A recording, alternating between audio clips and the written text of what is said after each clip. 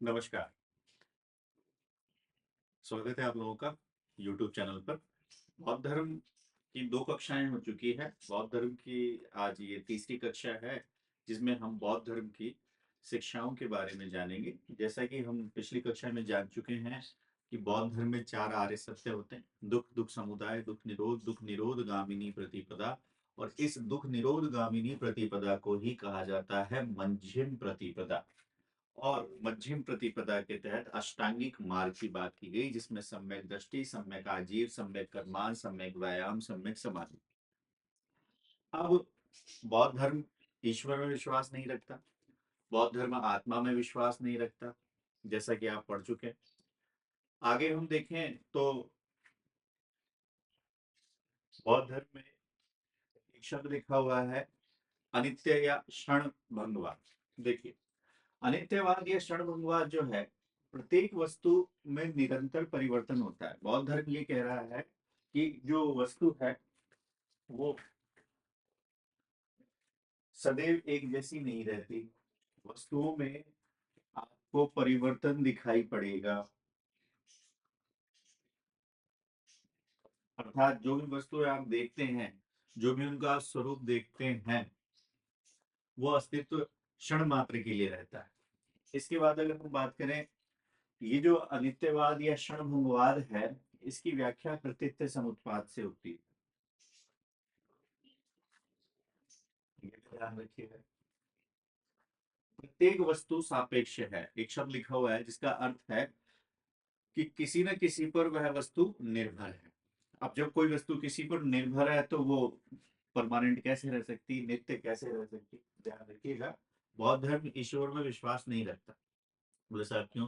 बोले अगर ईश्वर में विश्वास रखेगा तो कहेगा कि साहब ईश्वर ने तो दुख को बनाया, और दुख तो फिर, अगर ईश्वर नित्य है तो फिर दुख भी नित्य हो जाएंगे। तो इसलिए ईश्वर पर विश्वास नहीं रखता बुद्ध।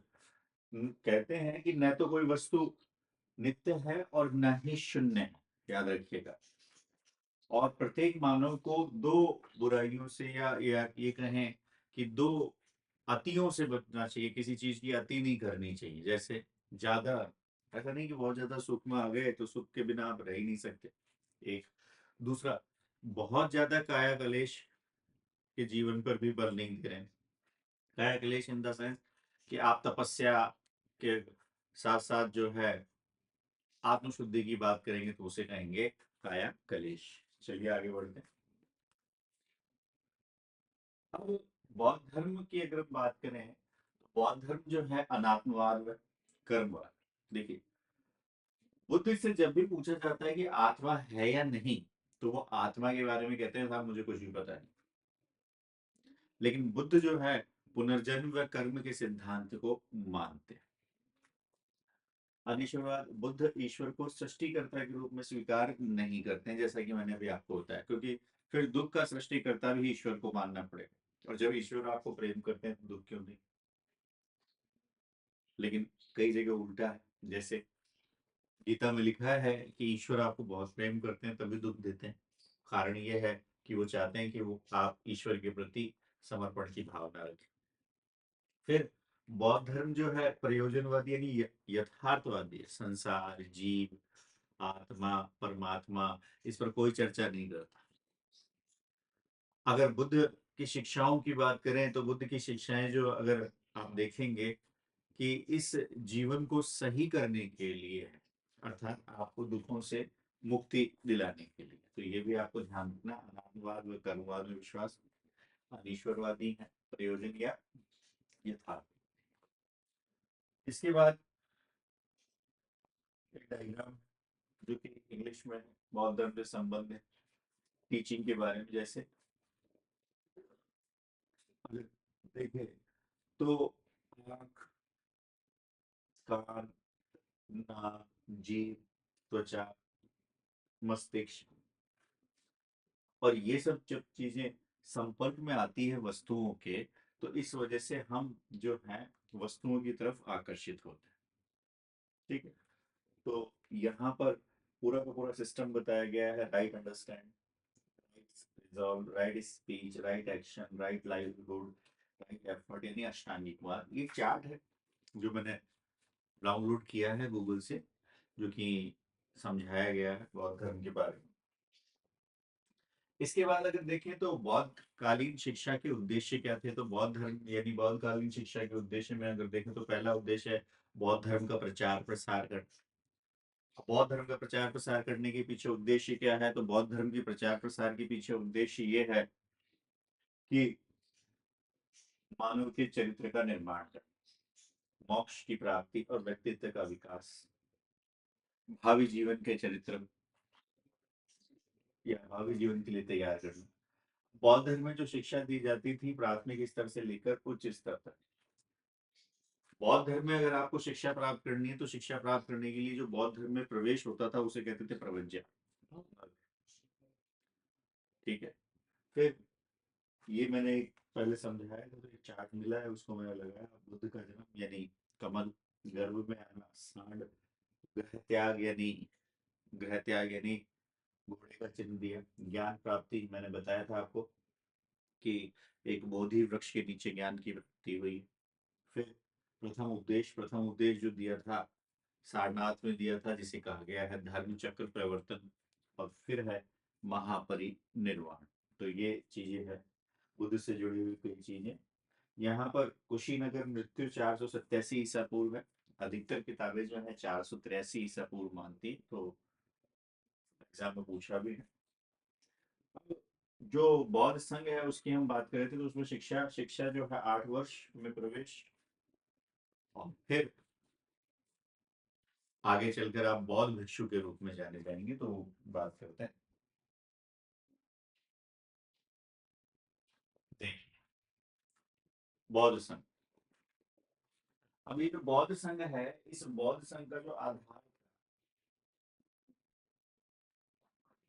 ये बौद्ध संघ का आधार गणतंत्र प्रणाली पर आधारित था। बौद्ध संघ में प्रवेश के नियम 15 वर्ष से आयु का जो भी होगा उसे बौद्ध संघ में प्रवेश नहीं दिया जाएगा।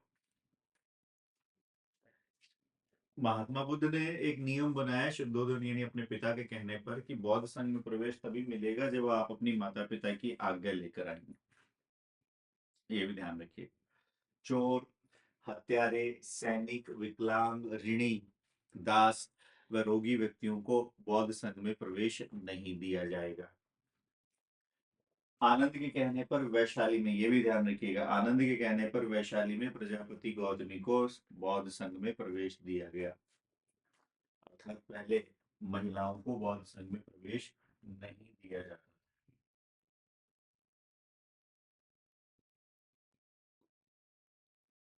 ठीक है। अब देखो, एक है प्रवज्या। प्रवज्या का मतलब होता है बाहर जाना।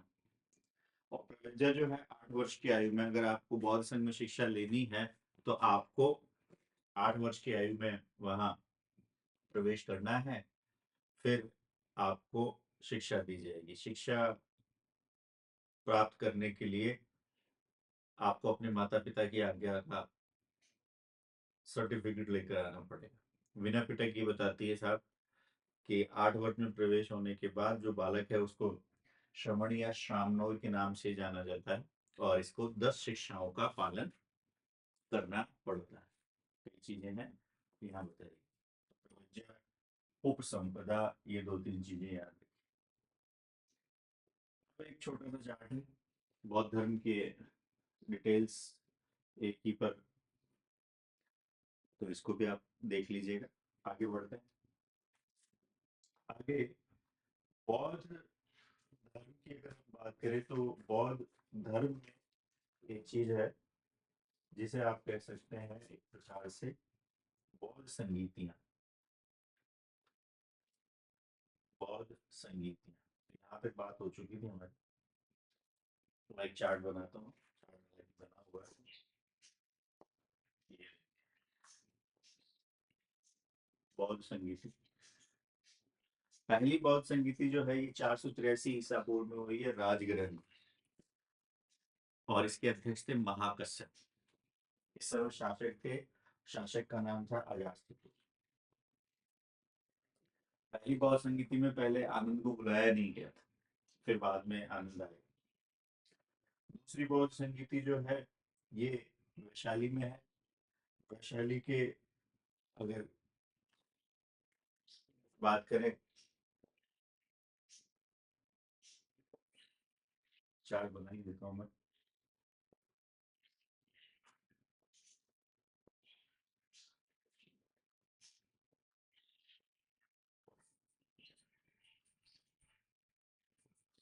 बौद्ध संगीत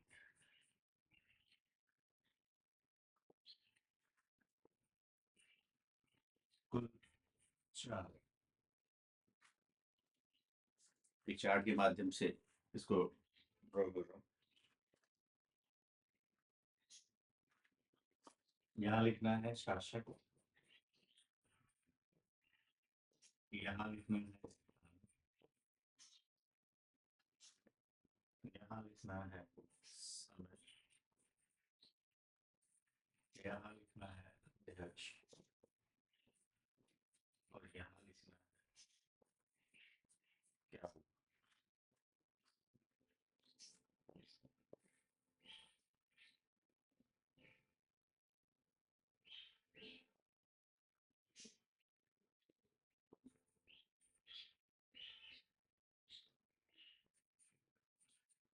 यहाँ लिखना है प्रथम, यहाँ लिखना है द्वितीय, तृतीय, और यहाँ लिखना है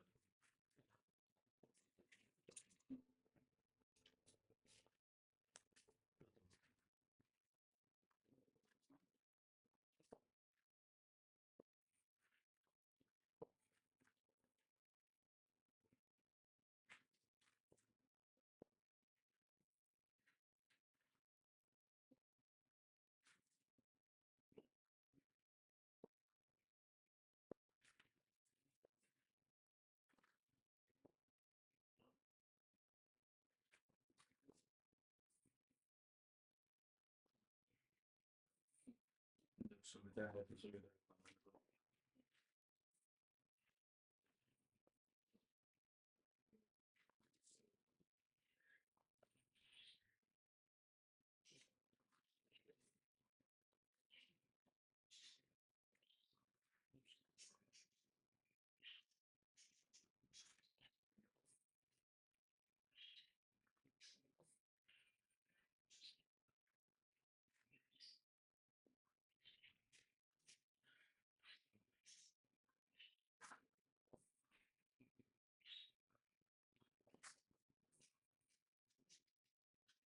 ठीक है, तो ये एक चार्ट है, इस चार्ट के माध्यम से हम पढ़ाई करेंगे।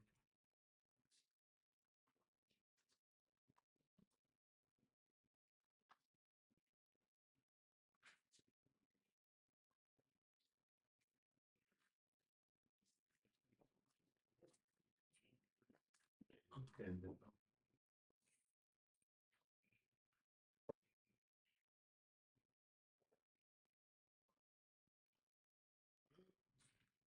पहली बौद्ध संगीति में जो शासक था,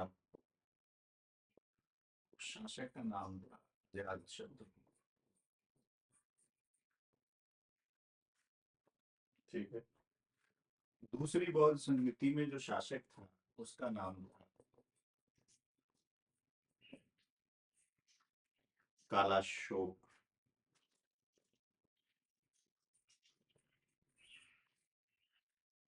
तीसरी में अशोक,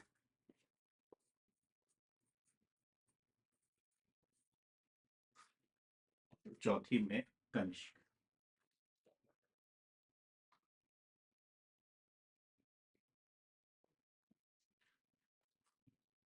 स्थान, स्थान की बात करें 483, 383, 251 और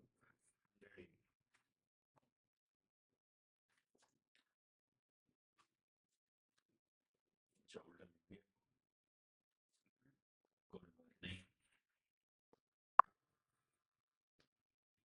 इसको कर देते हैं समय, इसको कर देते हैं इस तरह।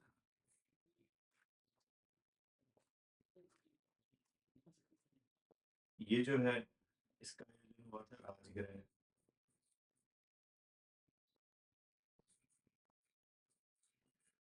राजगृह की सप्तपर्णी। ठीक है। दूसरा जो आयोजन है वैशाली।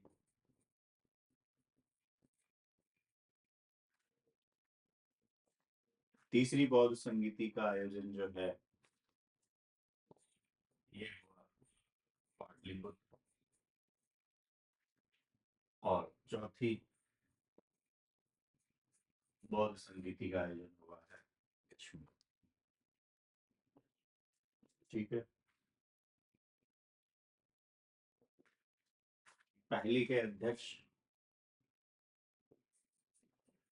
महाकश्यप।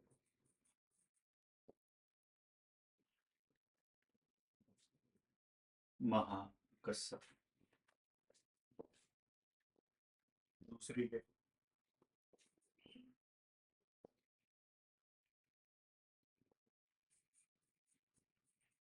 सावक मीर। तीसरी के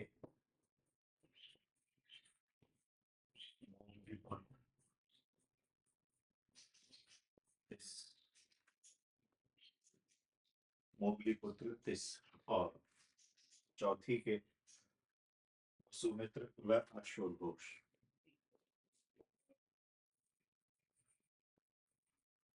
और सुमित्र अश्वघोष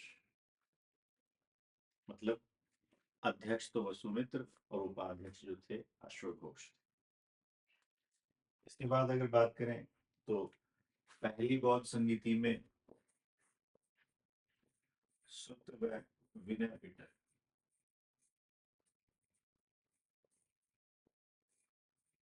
की रचना कह लीजिए या इनका संकलन कह लीजिए। फिर यहाँ विवाद हो गया।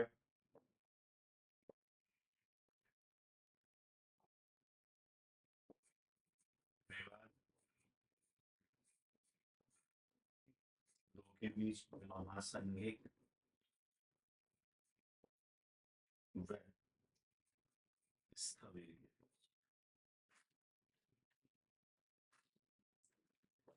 यहाँ अगर बात करें तो अभिधम पिटक की रचना।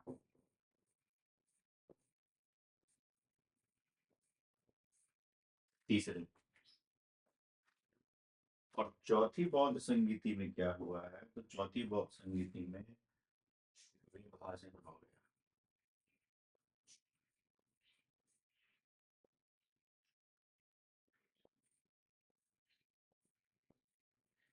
ये जो विभाजन हुआ है एक हुआ है हीनयान और एक हुआ है महायान। अब मैं आपको समझाता हूँ।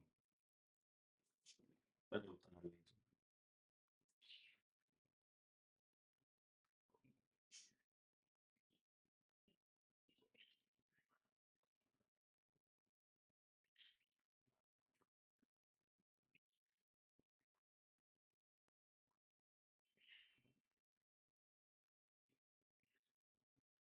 उतार लिया। अब बौद्ध धर्म में जो है महात्मा बुद्ध की जो मृत्यु होती है 483 ईसा पूर्व, महात्मा बुद्ध की मृत्यु के बाद कुल 4 बौद्ध संगीतियों का आयोजन होता है। इन 4 बौद्ध संगीतियों के आयोजन के पीछे उद्देश्य क्या है तो बौद्ध धर्म का प्रचार करना। ठीक है। अब बौद्ध धर्म का प्रचार कैसे हो रहा तो बौद्ध धर्म का प्रचार जो है वो ये जितने भी बौद्ध अनुयायी हैं सब आपस में मिलेंगे तो बातचीत करेंगे। तो पहली बौद्ध संगीति यानी कॉन्फ्रेंस मिले, कहाँ मिले साहब तो बताएंगे राजगृह। राजगृह में एक जगह है सप्तपर्णी गुफा, वहां पर सब मिले। निर्णय लिया। इस समय अध्यक्षता के रूप में थे महाकश्यप। यहाँ पर सुत्त व विनय पिटक की रचना हुई, यानी कि संकलन हो गया। ठीक है साहब।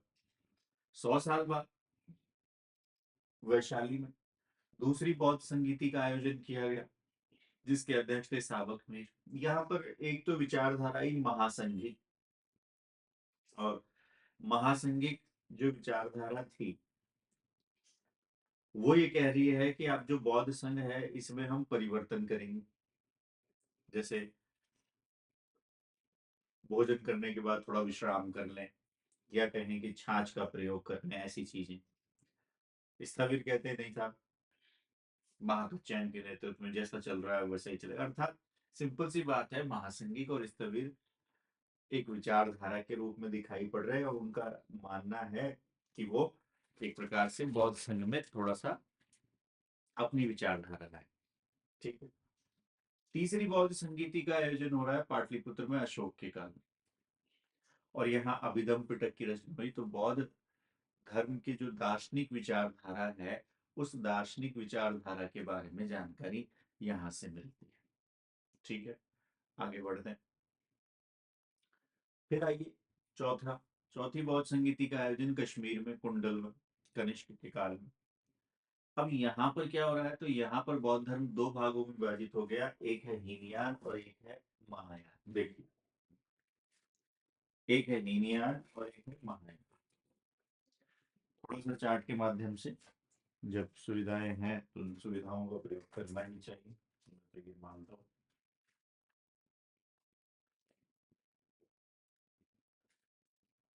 एक है हीनयान और एक है महायान। ठीक है।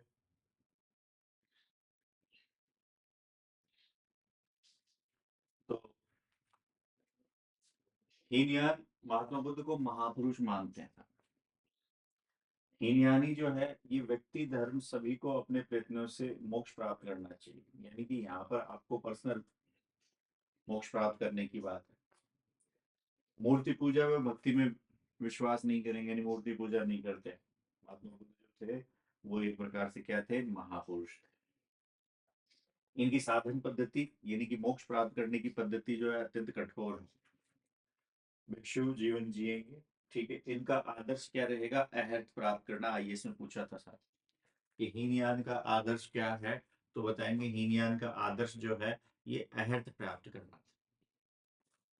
ठीक। फिर हम बात करें महायान की, तो महायान बुद्ध को देवता के रूप में स्थापित करना है। इनका उद्देश्य जो है मानव कल्याण। मूर्ति पूजा आएगी, और मोक्ष के लिए अगर ध्यान रखें तो मोक्ष की अगर हम बात करें, बुद्ध की कृपा, मोक्ष के लिए बुद्ध की कृपा जरूरी है। अब यहाँ हीनयान जो है ये साहित्य जो है इनके पाली भाषा में है, और महायान के साहित्य जो है संस्कृत भाषा में। बोले साहब, अहर्त जो अभी आपने बताया यहाँ एक शब्द है, ये क्या? ठीक है। जो अपनी साधना से निर्वाण प्राप्त कर लेंगे, जो अपनी साधना से निर्वाण प्राप्त कर लेंगे और उनका पुनर्जन्म नहीं होगा, उसे कहेंगे अहर्त। अर्थात मतलब आपको क्या प्राप्त करना है, अहर्त प्राप्त करना है। फिर आगे चले, आगे अगर इधर देखें, बोधिसत्व। बोधिसत्व क्या होता है? तो बोधिसत्व का मतलब है कि जो प्राणी दूसरों को मोक्ष दिलाने के लिए, ध्यान रखिएगा, बोधिसत्व जो प्राणी दूसरे को मोक्ष दिलाने के लिए निरंतर प्रयास करता रहता है, उसे हम बोधिसत्व के रूप में संबोधित करते हैं। तो अहर्त और बोधिसत्व एक हीनयान का है और एक महायान का है। ठीक है। वापस बुद्ध को महापुरुष मानते हैं, हीनयान है।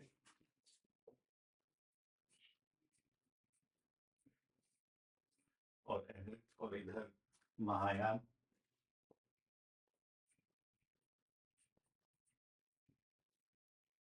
ठीक है, तो याद रखिएगा। हीनयान में कुछ जो अगर बात करें, वसुमित्र बुद्धदेव जैसे विद्वान हुए।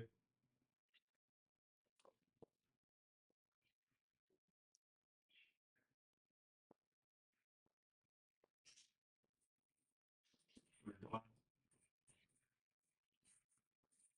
वसुमित्र।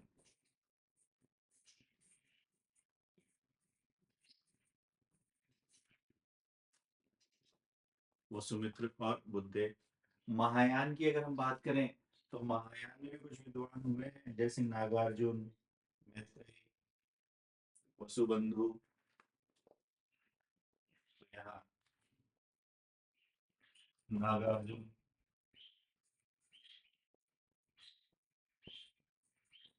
वसुबंधु, मैत्रेयी। तो हीनयान और महायान, ज्यादा मैं तो डीप जाना है ना, नीचे बिल्कुल ही टच करके पढ़ना है, ऐसा कुछ नहीं है, ध्यान रखिए। बोधिसत्व की चर्चा हमने कर ही ली है।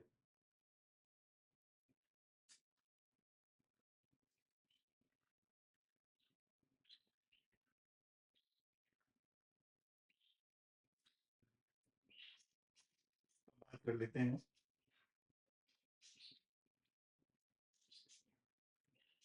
इनके अंदर और चले कि हीनयान में क्या है, महायान में क्या है। तो देखिए,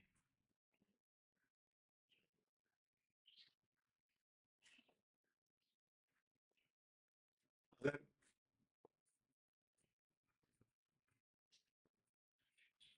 बौद्ध धर्म के संप्रदाय की बात करें तो बौद्ध धर्म के संप्रदाय को आप चार्ट के रूप में इस तरह से चार्ट के रूप में बना लीजिए बौद्ध धर्म के संप्रदाय।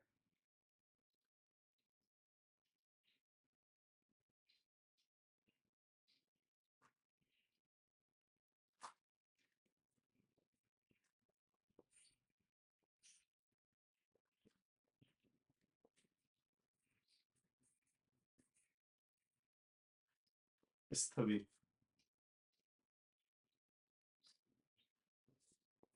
इन्हीं को कहेंगे थेरावादी।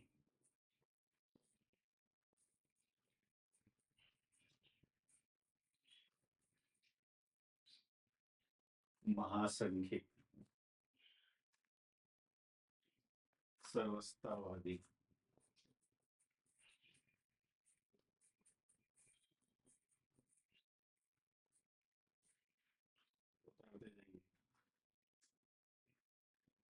सर्वस्ती।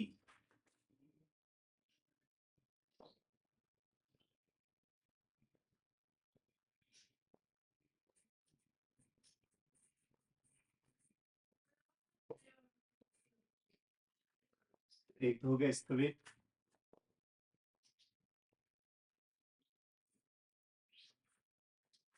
एक हो गया महासंघिक,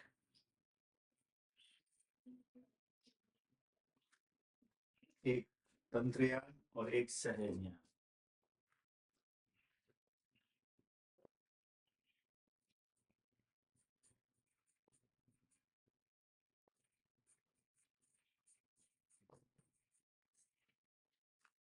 एक तंत्रयान और एक सहजयान।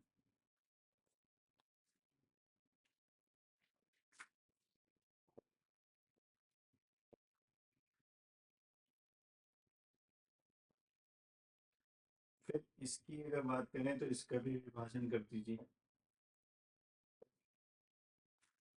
वैभाषिक, सौत्रांतिक,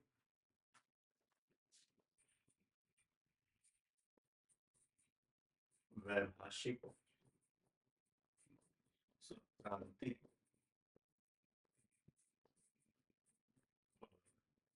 उद्गल, या कहें उद्गलवादी।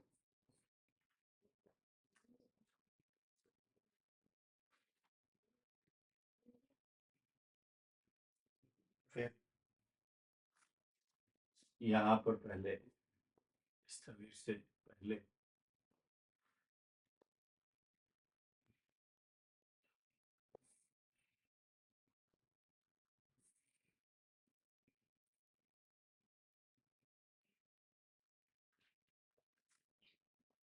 यहाँ लिख लीजिए हीनिया।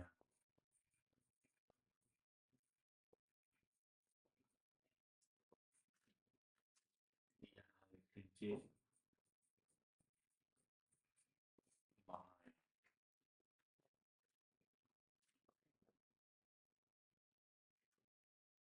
माध्यमिक विज्ञानवाद।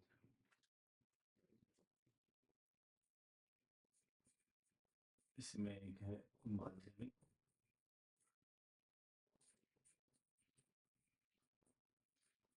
विज्ञानवाद, एक है शून्यवाद,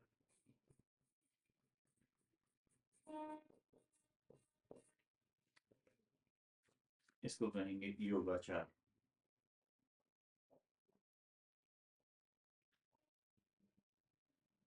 योगाचार।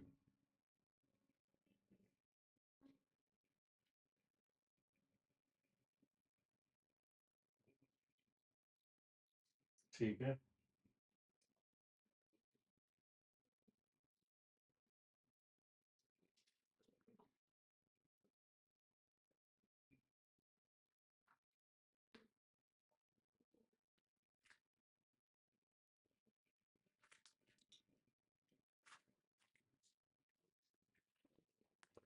अब आगे बढ़ते हैं और थोड़ा सा साहित्य के बारे में।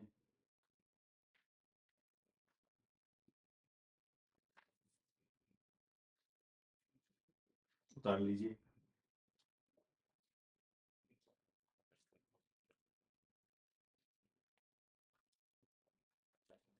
फिर आगे बढ़े।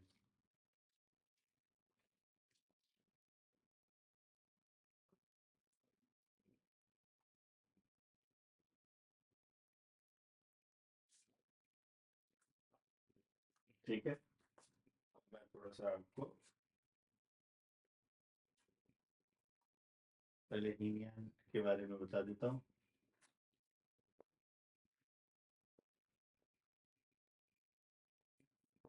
हीनियान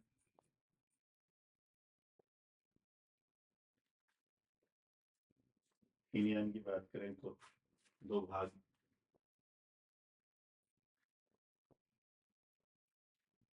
है। वैभाषिक,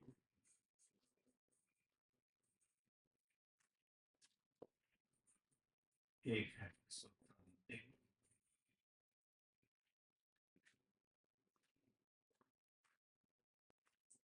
इस वैभाषिक की उत्पत्ति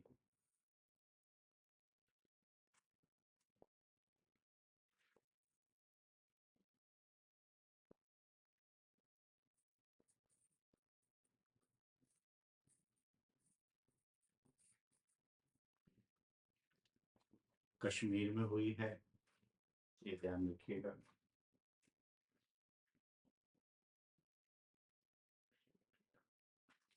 फिर चित्त व बाह्य जगत, चित्त व बाह्य जगत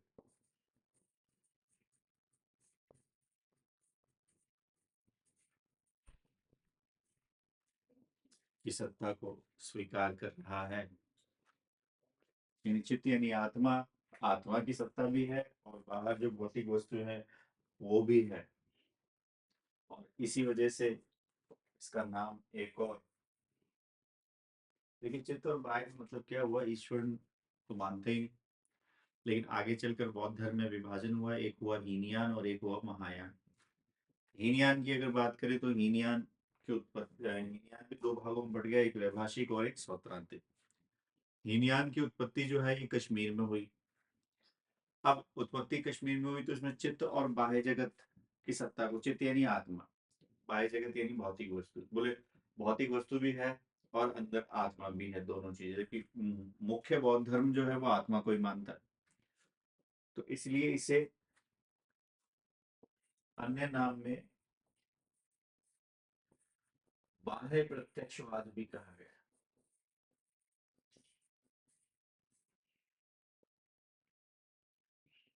एक तो ये भी ध्यान रखिए। ठीक है। सौत्रांतिक कहता है कि जो ज्ञान है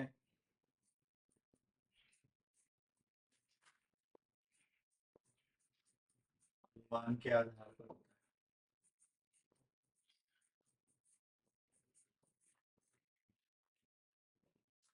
सौत्रांतिक के अनुसार ज्ञान कैसे है, बोले अनुमान के आधार पर। ठीक है,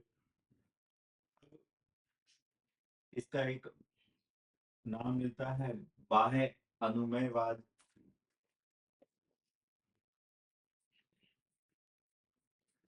अन्य नाम बाह्य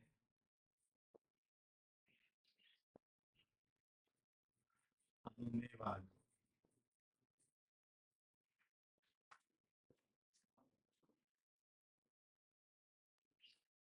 ठीक है, फिर एक महायान। महायान दो भागों में है, माध्यमिक और विज्ञानवाद। ये फिलॉसफी का है, इसलिए ज्यादा आपको सोचने की आवश्यकता नहीं, केवल नाम याद रखिए कहाँ पर कौन सी चीज या कौन सा संप्रदाय हो रहा है। चलिए आगे बढ़ते हैं।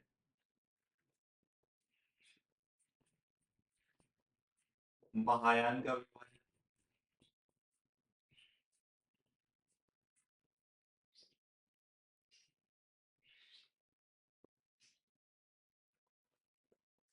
अगर देखें तो महायान जो है ये दो भागों में है। एक है माध्यमिक, इस माध्यमिक को ही कहते हैं शून्यवाद। एक है विज्ञानवाद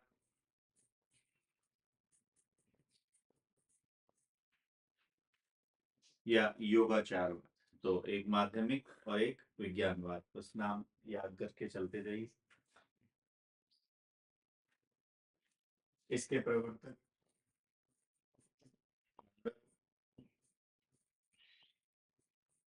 नागार्जुन, और इसके प्रवर्तक की बात करें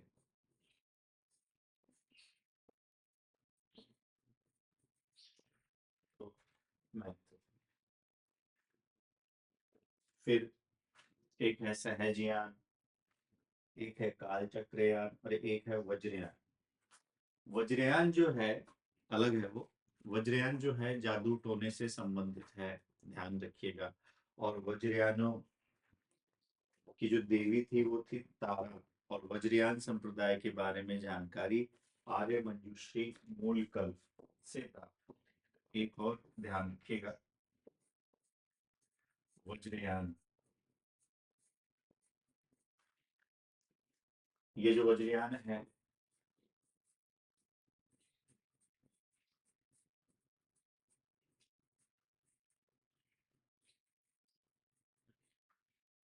वज्रयान जानकारी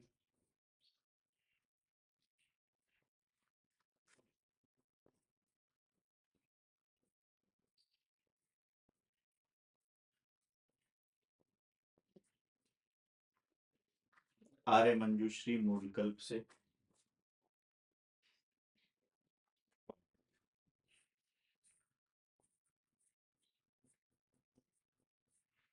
देवी का नाम था तारा।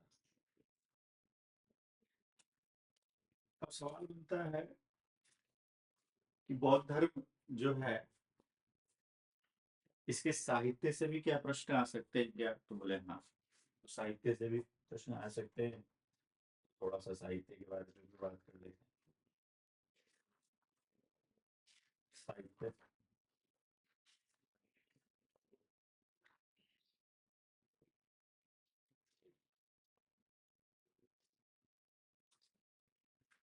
ठीक है, बौद्ध साहित्य।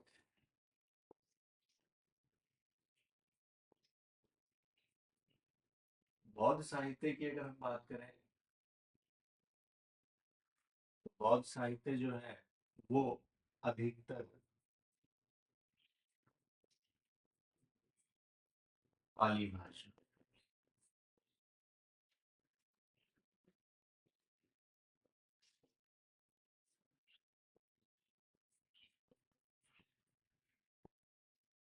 पाली भाषा। लेकिन संस्कृत भाषा में भी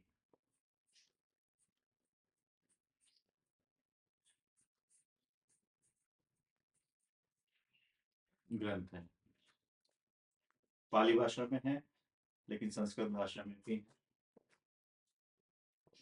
और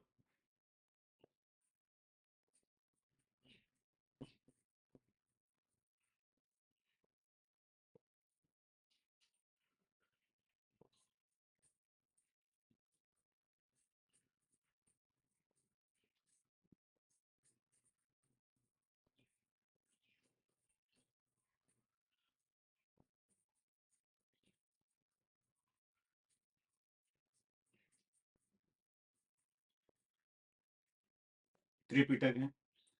त्रिपिटक में पहला है सुत्त पिटक, फिर है विनय पिटक और फिर है अभिधम पिटक।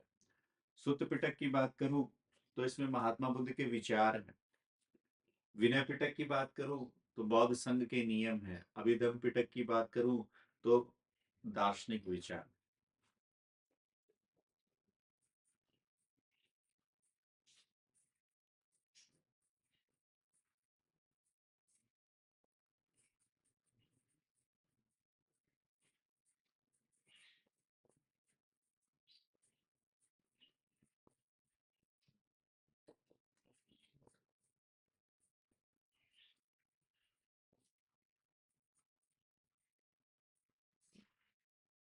ठीक है। अब ये जो सुत्त पिटक है ये 5 भागों में है।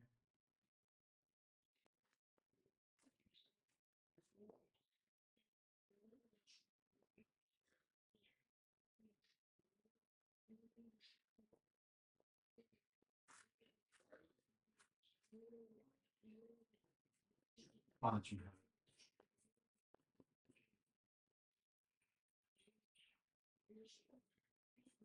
एक है संयुक्त निकाय। 5 भाग है। एक है संयुक्त निकाय, एक है दीर्घ निकाय, एक है मध्यम निकाय।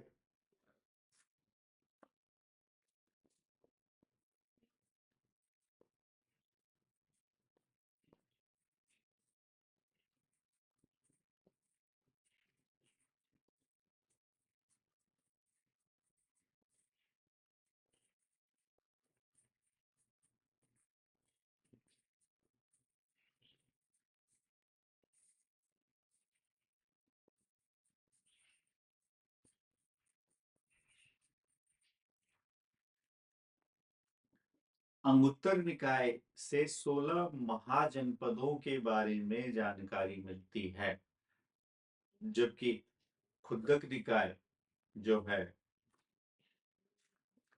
वो महात्मा बुद्ध के पूर्व जन्म की कहानियों से संबंधित है। महात्मा बुद्ध के पूर्व जन्म की कहानियों से संबंधित है। उदाहरण दीजिए। फिर ये जो विनय पिटक है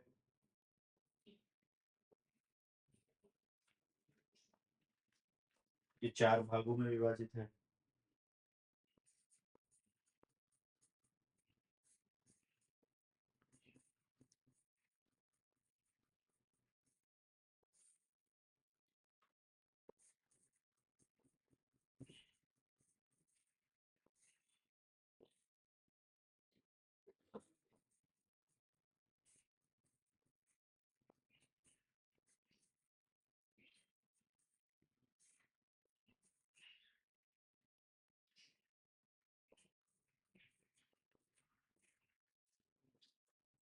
देखिए, बौद्ध साहित्य की रचना अधिकतर पाली भाषा में है, लेकिन संस्कृत में भी है बौद्ध साहित्य।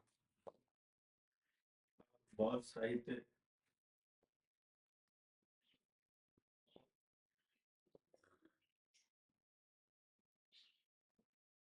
त्रिपिटक, सुत्त पिटक, विनय पिटक और अभिधम पिटक। ठीक है।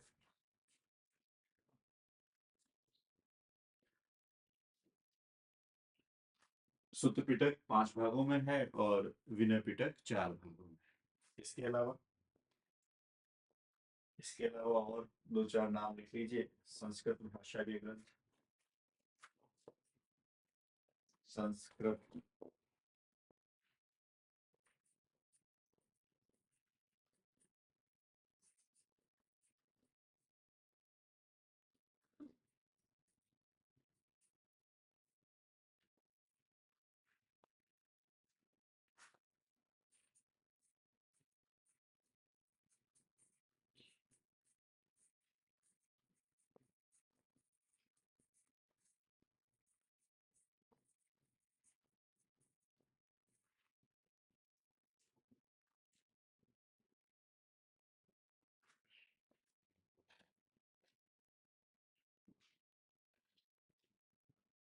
बुद्धचरित के रचनाकार अश्वघोष।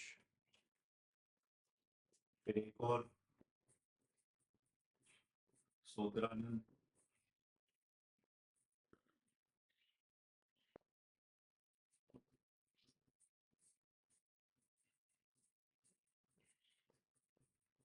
इसके रचनाकार भी अश्वघोष। याद रखिए अभिधम कोश।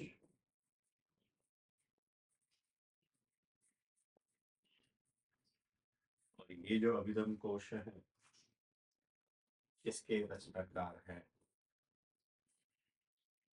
सुबंध।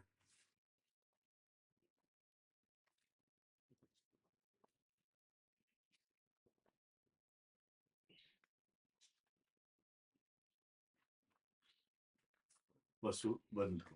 तो ये साहित्य है, ध्यान रखिए। अब सवाल बनता है कि बौद्ध धर्म की लोकप्रियता इतनी क्यों हो गई साहब। पहली चीज, बौद्ध धर्म के सिद्धांत सरल थे। दूसरी चीज, उस समय अनुकूल वातावरण मिल गया, यानी कि वैदिक साहित्य के खिलाफ लोग खड़े थे, साहित्य इन द सेंस की कर्म कांड के खिलाफ लोग खड़े थे। जन भाषा का प्रयोग किया इन्होंने। फिर अगर बात करें कि समानता पर बल दिया, महिलाओं को भी संघ में प्रवेश दे रहे साहब, शूद्रों को भी प्रवेश दे रहे। इसके अलावा इनको राजकीय संरक्षण प्राप्त था, बिंबिसार, अजातशत्रु, अशोक, कनिष्क ऐसे राजाओं ने संरक्षण प्रदान किया और इन राजाओं के काल में बौद्ध संगीतियों का आयोजन हुआ।